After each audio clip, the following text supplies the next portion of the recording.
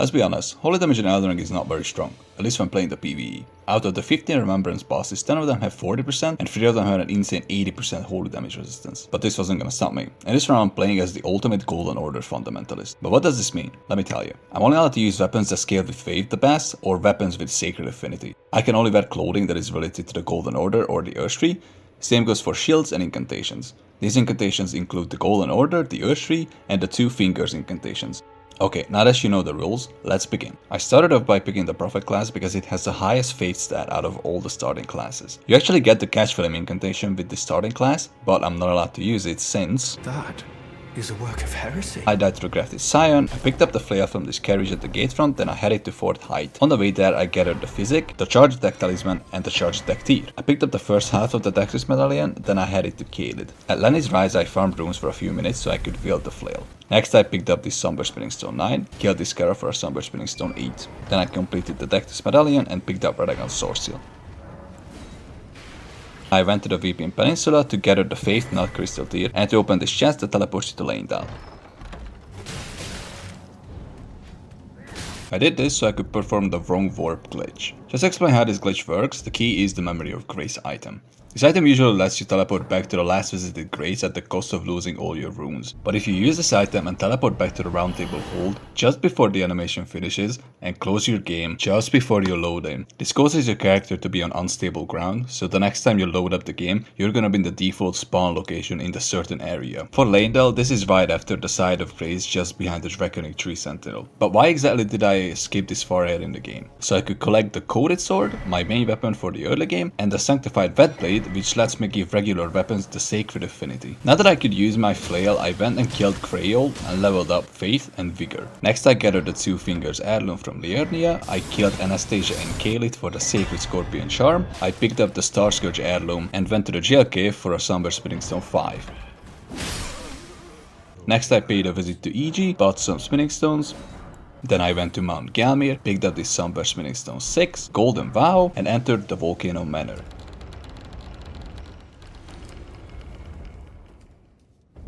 Here I picked up the seal that fits this run the best, the Earth Tree seal, more Smithing Stones.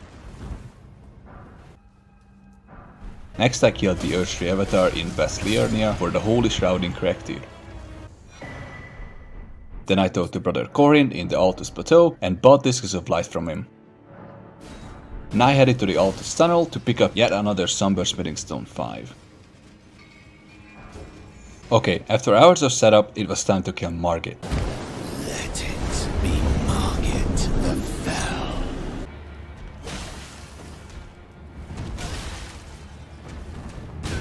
Margit is one of those bosses I never really got good against. I always get hit a lot.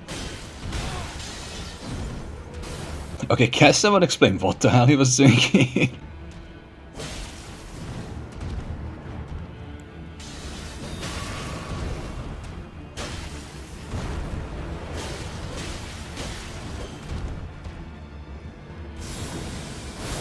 As you can see, Unblockable Blade does pretty good damage, but it's just so slow and gives you no poise while casting, so I wasn't relying on it.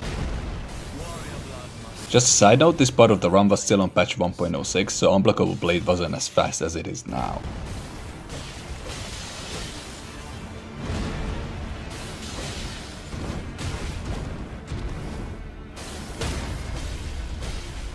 Gotta kill a Margit first try. Now it was time for Godric. I am the Lord of all that is golden. He was really nice and gave me the Earthshaker attack right at the start, so I could deal a lot of damage to him.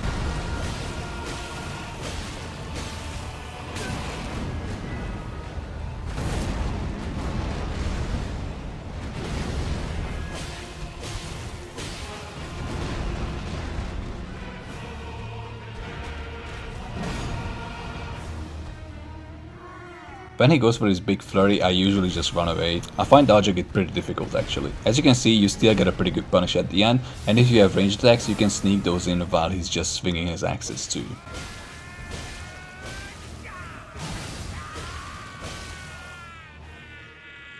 Second phase gives you a big damage window right at the start, making it easier than the first phase, in my opinion.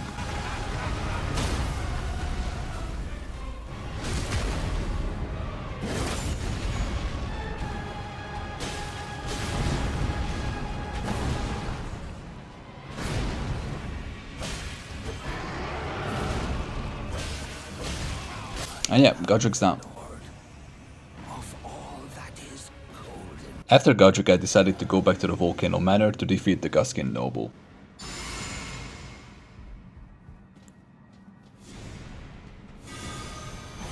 This fight actually took 3 minutes because, you guessed it, he's strong against holy damage. I managed to defeat him first try though. With the noble dead, I was able to pick up this Summer Spinning Stone 7, meaning I could upgrade my weapon to +9 now. Next I performed the Wrong Warp glitch once again, this time by going to the 4 Belfries and using the teleporter to go to Farum Azula.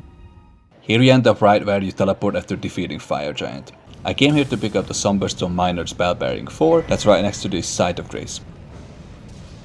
After this I decided to go to the academy. I actually managed to die to the wolf. The second attempt went much better. I picked up Redegon's icon on the way to Renala.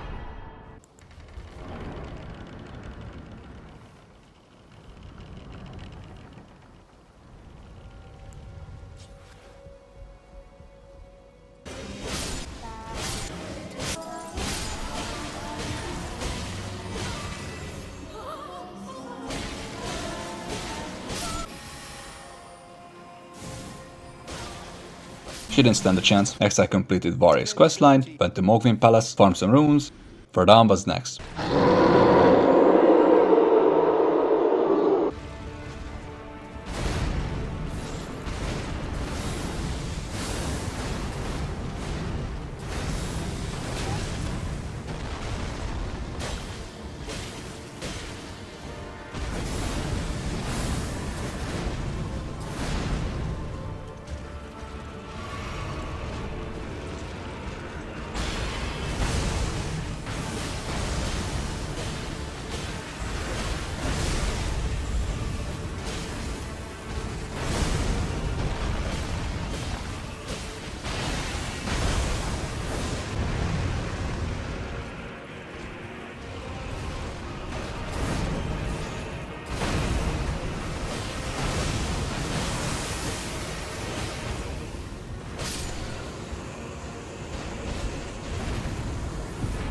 Now I went to Nokron, killed the Mimic Tear so I could get some Larval Tears, which I used to respec so I had more strength.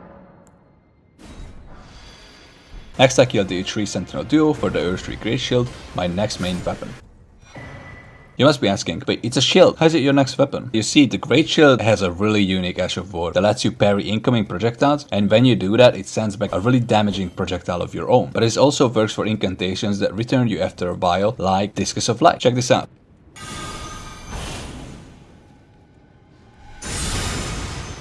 I wasn't using this method against the Draconic Tree Sentinel because if you don't upgrade the shield, the damage is not very good.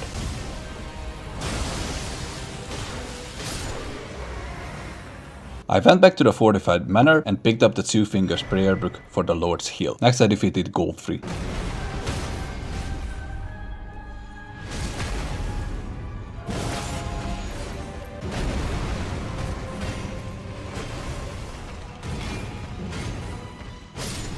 After Godfrey, I upgraded my Earth-3 Great Shield to +8 and it was time for Morgoth. Have it writ upon thy meager grave.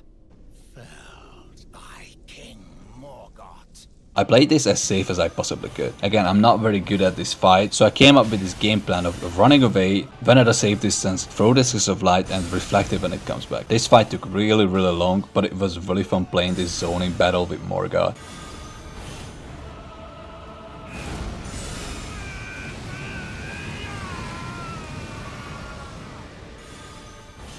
Right at the end, he actually dodged the kill shot and I was really close to dying, but I risked going for the reflect and it worked out. Now it's actually a good time to mention, when you go for Golden Retaliation, you actually hold up your shield and block incoming attacks as well. Next I went back to Nokron and fought the Regal Ancestor. He's actually really weak to holy damage. Wish there were more bosses like that.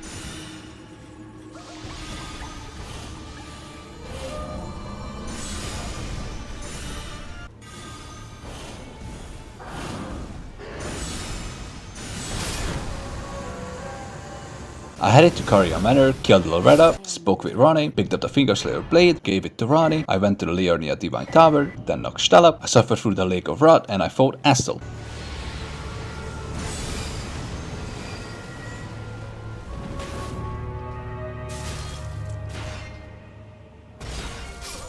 Why did his grab attack just one-shot me? Using Golden Retaliation makes this fight pretty fun actually, since I never had to get too close to him. I still don't like this boss.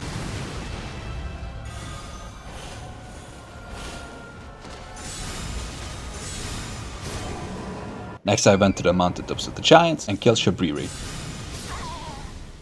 I did this so Eleanor could invade me at the Second Church of America. I killed her and she gave me the Purifying Crystal Tear.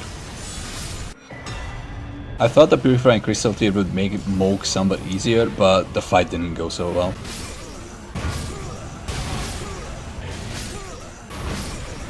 The second phase just makes the Golden Retaliation shred impossible, and the Coldest Sword just didn't do enough damage, so I decided to leave and take on Fire Giant instead.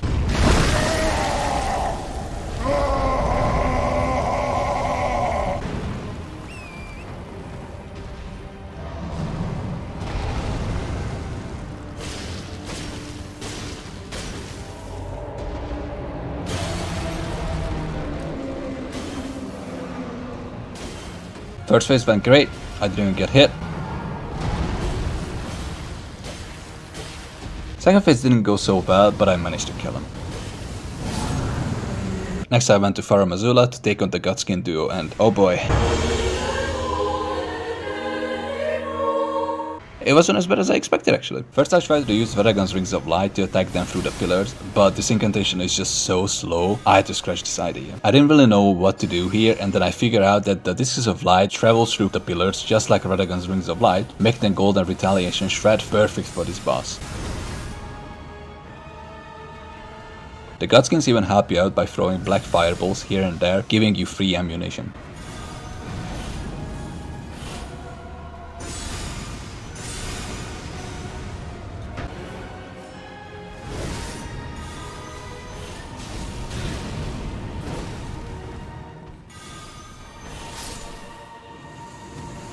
Next I fought Commander Nile. The Banished Knight summons were more intimidating than the commander himself.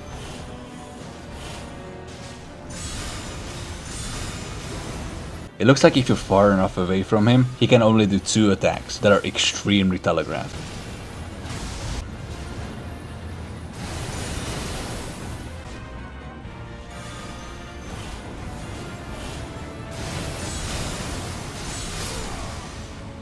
I picked up the Halictree medallions and went to the consecrated snowfield. Here I killed Anastasia and she gave me a somber ancient dragon spitting stone. I could finally upgrade my earth reseal and great shield to +10. I went to the cave of the Forlorn and killed this misbegotten for the Golden Order greatsword. And with that my build was done. I was ready to fight Moog. Welcome, honored guest. And this time it went much better.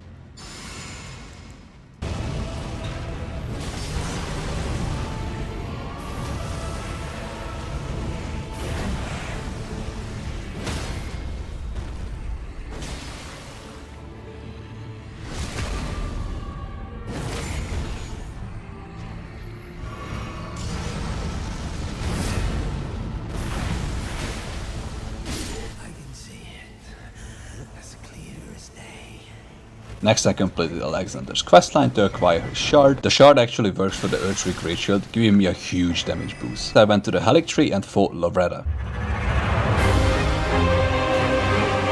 This fight really shows the value of the shield. Loretta's most annoying attacks become her weakness. I love it.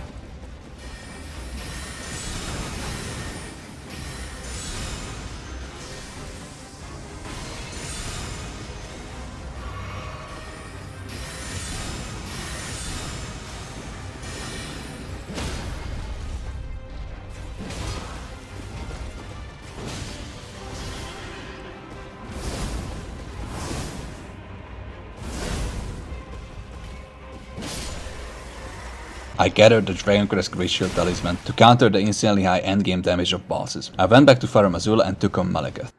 Destined death. It didn't go great.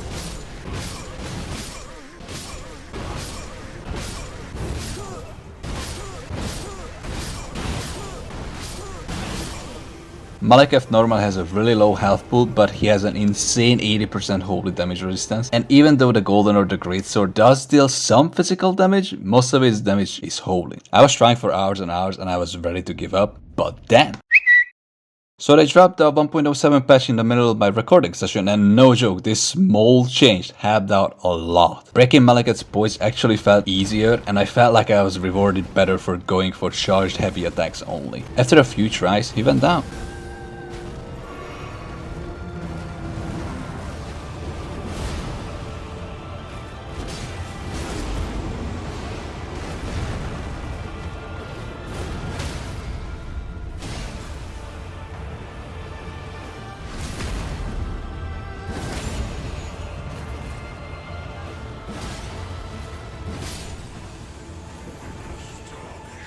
I used Maliketh's Remembrance to get the Black Blade incantation. I actually discovered a bug with this spell. If you cast it with your seal in your left hand, you can do the second part of the Black Blade. It just doesn't work. But if you two-hand your seal or put it in your right hand, it works just fine. It's so weird. I don't know what's happening here. Next I took on Gideon. Golden Retaliation came in clutch once again. I could nullify a few of Gideon's attacks, making this fight not as annoying as usual.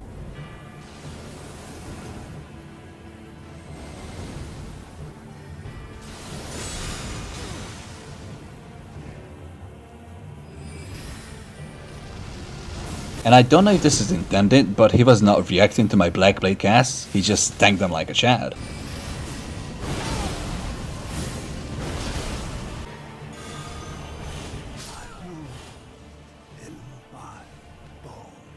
It was time for Horror Loot.